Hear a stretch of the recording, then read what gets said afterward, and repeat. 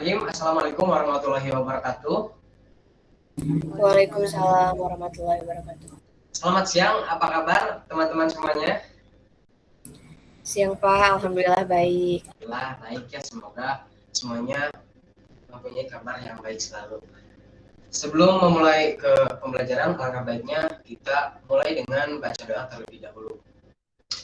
Berdoa di dalam hati, mulai.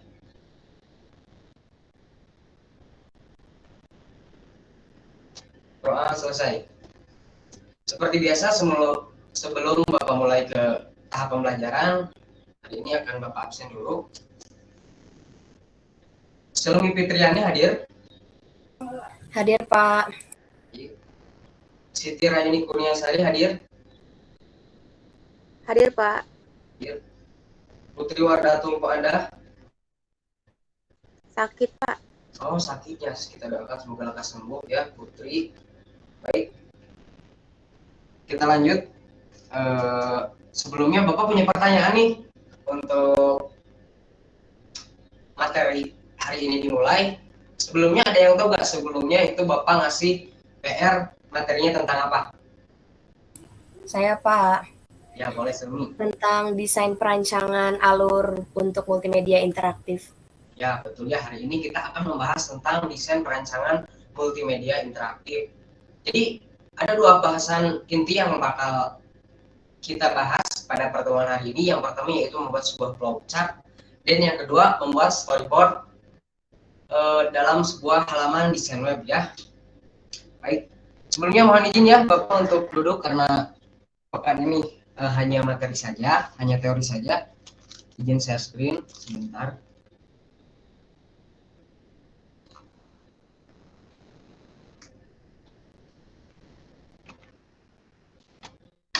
Nah ini dia ya anak-anak, materi kita pada hari ini, yaitu desain perancangan alur untuk multimedia interaktif berbasis halaman web dan media interaktif. Nah yang pertama yaitu ada flowchart dalam multimedia. Flowchart adalah bagian-bagian yang mempunyai arus yang menggambarkan langkah-langkah penyelesaian suatu masalah. Untuk multimedia interaktif, flowchart menggambarkan secara langsung alur dari proyek yang dibuat mulai dari awal program, input, proses, output, dilanjutkan dengan keluar dari program. Nah, jadi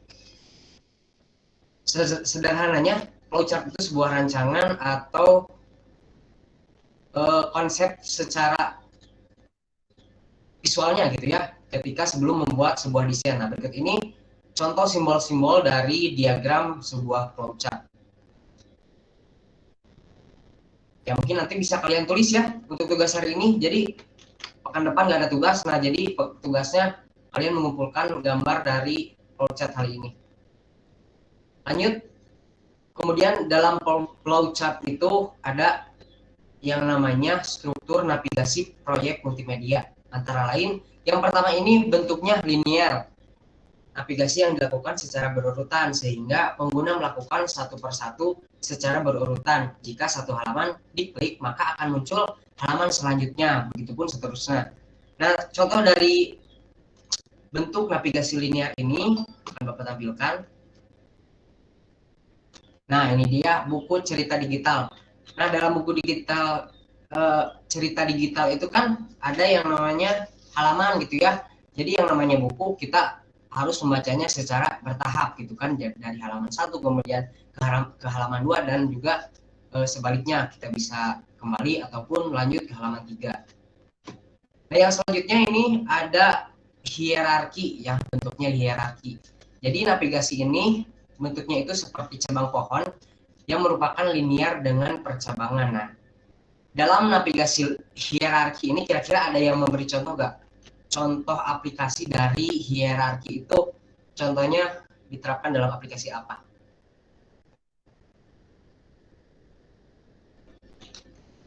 Ada yang mau jawab? Google Classroom Pak. Ya, bagus Silmi. Contohnya yaitu Google Classroom, betul sekali.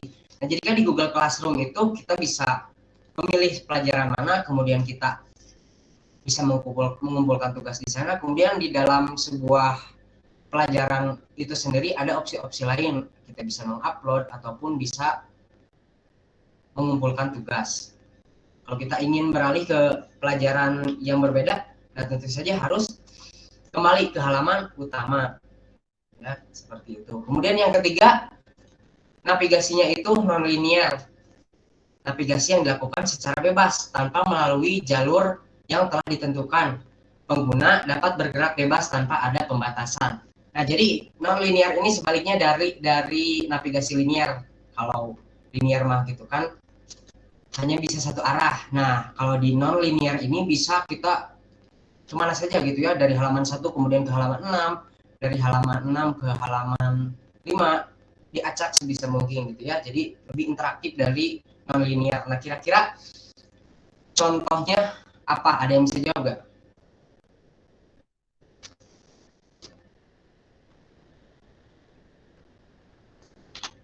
Atau Bapak tunjuk? Saya, Pak. Ya, boleh. Raini, silahkan. Contohnya, ujian online dengan format pilihan ganda. Iya, betul ya. Mungkin karena teman-teman sudah kelas 9 sudah pernah gitu kan ya mencoba yang namanya ujian online pilihan ganda. Jadi kita bisa memilih dari nomor 1 kemudian langsung ke nomor 3 nih kalau nomor satunya susah. Nah, jadi seperti itu ya gambarannya. Kemudian yang bentuk selanjutnya yaitu komposit. Nah, navigasi dari komposit ini dapat bergerak bebas non linear, tetapi terkadang ada pembatasan navigasi. Ada yang bisa sebutkan lagi contoh aplikasinya apa? Online shop, Pak. Ya, bagus sekali ya. Poin plus buat kalian berdua karena telah selalu menjawab. Nah, jadi di dalam online shop itu kan banyak navigasinya gitu ya, banyak pilihannya. Kita bisa pilih menu yang mana, kemudian ke panel yang mana, dan di sana itu terdapat banyak pilihan lagi gitu ya. Jadi kita bisa melakukan apa saja dari sebuah software yang memiliki navigasi komposit seperti itu. Nah, selanjutnya yaitu tentang storyboard multimedia interaktif. Nah, sebelum Bapak jelaskan, mungkin ada yang bisa membantu, tolong dijawab, dibacakan gitu ya dari tugas sebelumnya. Kan sudah menulis. Sama siapa boleh? Atau Bapak tunjuk? Sama Silmi boleh. Silahkan. Dibacakan aja, Pak. Ya, silahkan. Storyboard atau disebut juga kerangka grafis digunakan untuk mendeskripsikan proyek multimedia interaktif dengan detail menggunakan kata-kata dan sketsa untuk setiap tampilan layar, suara, pilihan navigasi, pilihan warna dan gradasi yang tepat, isi teks, atribut dan font, bentuk tombol, style, umpan balik atau respon. Nah, betul sekali gitu ya. Terima kasih Silmi yang sudah membantu membacakan. Nah, jadi secara lebih mudahnya, storyboard merupakan gambar atau grafis visual dari proyek yang akan kita buat di dalamnya mencakup teks, audio, grafik, animasi, video, dan aspek interaktif. Jadi lebih mudahnya itu storyboard itu merupakan gambaran lebih lengkap atau lebih rinci dari sebuah flowchart gitu ya. Adapun di sini ada 4 fungsi dari storyboard multimedia interaktif. Yang pertama untuk memperjelas flowchart, tentu saja ya tadi sudah Bapak ungkapkan. Kemudian yang kedua sebagai pedoman acuan bagi animator, programmer, narator, dan tim yang lain. Nah, dengan demikian adanya sebuah storyboard ini mereka itu lebih tahu, lebih paham ketika diberikan tugas gitu ya, membuat sebuah halaman web. Yang ketiga merupakan dokumen tertulis tentu saja. Dan yang keempat bahan pembuatan manual book atau petunjuk penggunaan. Kemudian adapun ketentuan-ketentuan umum storyboard multimedia interaktif. Yang pertama ketentuannya yaitu gambar yang disiapkan disertai dengan penjelasan dan narasi. Tentu saja gitu ya harus jelas dalam pembuatan sebuah storyboard.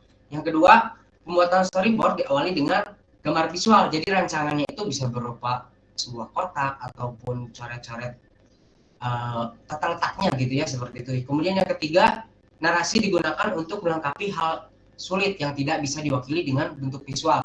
Narasi itu jadi contohnya kita bisa membuat sebuah garis penunjuk, kemudian ditunjukkan itu ada narasinya, ada keterangannya bahwa di kotak ini itu merupakan bagian untuk seperti itu. Jadi ada narasi biar lebih jelas. Kemudian yang keempat, bahasa lisan yang digunakan terutama yang dibaca oleh narator. Nah, bahasanya itu mungkin nyambung di sini. Gunakan struktur kalimat yang sederhana. Dan yang keenam, gunakan simbol yang sederhana dan mudah dipahami oleh semua orang.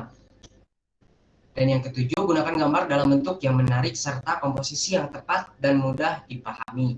Seperti itu ya, contoh teori dari storyboardnya. Nah, kalau mungkin lebih jelasnya, ini ada contoh dari storyboard halaman web. Nah, di sini ada kerangka utamanya gitu ya, berupa persegi-persegi yang merupakan menjelaskan tata letak. Kemudian di sini teks yang warna biru itu merupakan narasi atau keterangan. Nah, kemudian diperjelas lagi dengan adanya tabel isi-isi dari halaman web tersebut gitu ya. Adapun storyboard jenis landscape. Nah, kalau ini lebih simpel dan jelas lagi gitu ya, karena sudah tergambar, jadi lebih mudah dipahami. Nah, sekian mungkin gitu ya pelajaran hari ini. Jadi dapat Bapak simpulkan storyboard dan flowchart. Nah, kalau flowchart itu merupakan rancangan sederhana dari sebuah navigasinya gitu ya, alur kerjanya. Nah, sedangkan storyboard merupakan gambaran lebih rincinya dari bentuk halaman web yang akan dibuat. Sekian mungkinnya pertemuan hari ini. Untuk pertemuan depan tidak ada PR dulu.